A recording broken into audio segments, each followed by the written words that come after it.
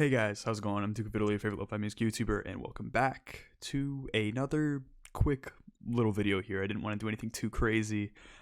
College is kind of kicking me down recently. But I just want to do a quick little CD update because my birthday was actually about a month ago, and I got a few more CDs. I thought it would be a little fun to show you guys, just to show a little more content. And I guess 3 album recs. If you haven't listened to these, they're not very uncommon or unpopular albums, but still, they're if you haven't heard them, totally worth a listen. One thing I got for my birthday actually isn't music, but it is music related, is Dead Precedents by Dr. Roy Christopher. Super smart guy, and he wrote a book on hip hop. It's really great stuff. I have not actually read it yet, but I probably will on when I fly home or something for the summer. Super great guy. Amazing content. Follow him on Twitter too. I've probably mentioned him in the past, but he's just fantastic. Other than that, not a lot of music related things I could think of. I remember getting a shaker bottle. I got some protein. I got some money from some grandparents. That was about it. And by protein, I mean whey protein. I love the Steel products. They always come in clutch. And I'm still rocking with that right now. But I got a few CDs to show you guys. Up first is the only neoclassical darkwave album I know. Fake fan, pleb, but this thing popped off insanely in 2019, and that probably gave it away what it was. But 2019, just real quick, I said it once, I'll say it a million more times. One of the greatest years for music ever. I could name easily like 30 albums that year that were like eights, probably higher. Just surface level stuff. Like, you don't gotta scroll through black metal promotion or like weird obscure like Drainer or X or like tiny stuff like that. Like just straight up good stuff on the surface. Like you skim off the surface and there's gold just right there. And there's some decent stuff that year too. Like there's just a gold mine of stuff from 2019, and I just can't get enough of that year.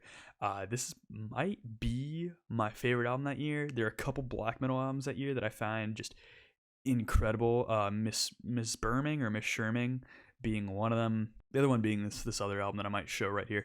But this is Christian Hater's, aka Lingua Ignota's second album, Caligula. I've been asking for this literally since like the year this came out. I've just always been hyped about this thing. This thing is just a masterpiece. One of the most emotionally wrecking albums just ever. Honestly, it's a masterpiece. One of the best albums of the last decade. One of the best albums of the century. It's on my tops. There's a lot of albums on my tops, but this is probably in my top 50.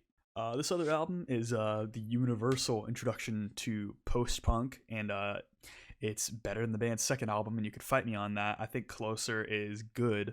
Actually, some of Joy Division's best songs, but there are a couple songs in there that are real duds, and I'll die on that hill.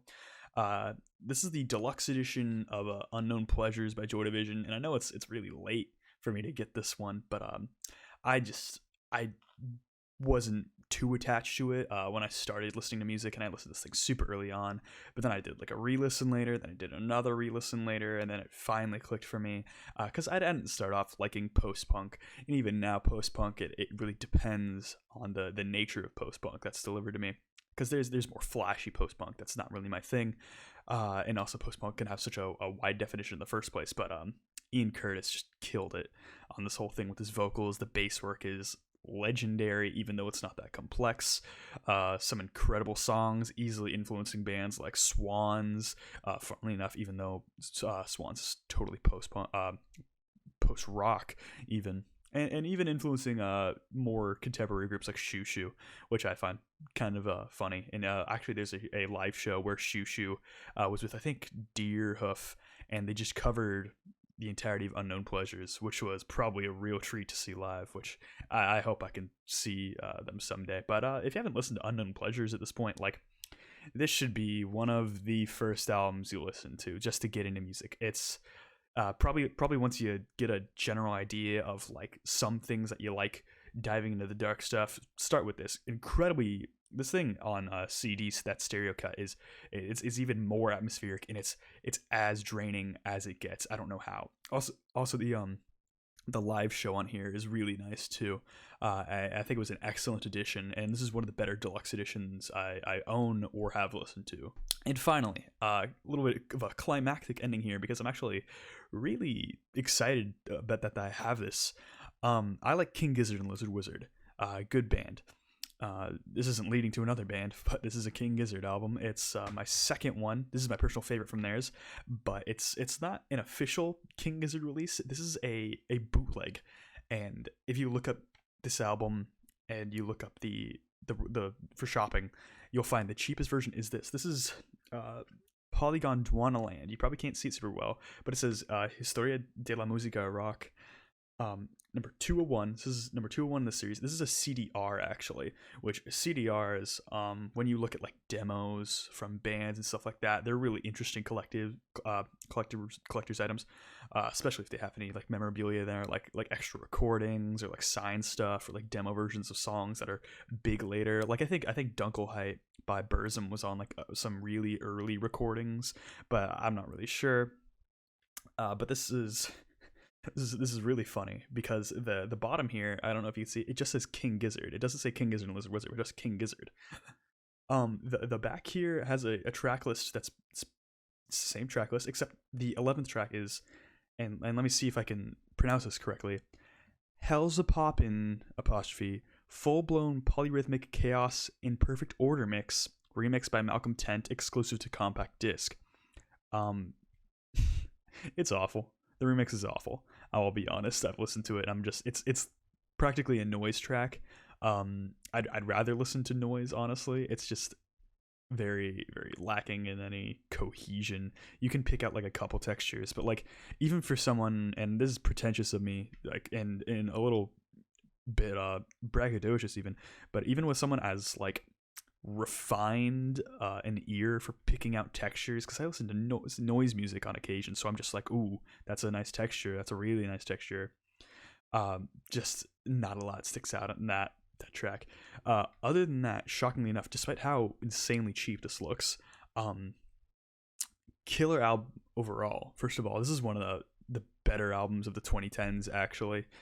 Maybe not as emotionally riveting as Caligula, but this thing is just really jammy, and the polyrhythms are just super fun, and I don't know why anyone would skip out on it. The mixing is actually not bad at all. As far as the CDR goes, I expected this to sound much worse, so I was pretty happy with this. So those are my CDs that I got for my birthday. Not too crazy. I have a few more on my list that I'm hoping that'll trickle in probably over the summer. But for now, that's that. One thing I wanted to announce before I end the video, I have a poll in the description down below. If you guys have 10 minutes, please take it. I'm using it for a project. I've already shouted out on Twitter. I've not shouted out on Instagram, but I really implore you to take it. It's on emotional health and musical preferences. No, it's not about me trying to get a one-up on anybody else for not liking Joy Division or something like that, for example. In fact, I've seen a lot of people who dislike like grunge, which is one of the genres on there, and rate themselves as pretty sad people. That's just a little example there. But if you guys could take it from me, it's not that long, and it's shown some really interesting results so far. But I would like it to get big enough where I can get some actual statistics going, because I'm going to be working on a project for that, and maybe even a video. Stay tuned on that. I'm really excited to see how this pans out. But that's about it. If you like this video, I'd appreciate a like and subscribe. Any comments, questions, or concerns, just comment down below. My Discord will be down there as well, so please follow and see all my music recs coming up. And also my other social medias will be there as well. And that's about it. So I hope you guys are doing well out there. Have a good one. Bye.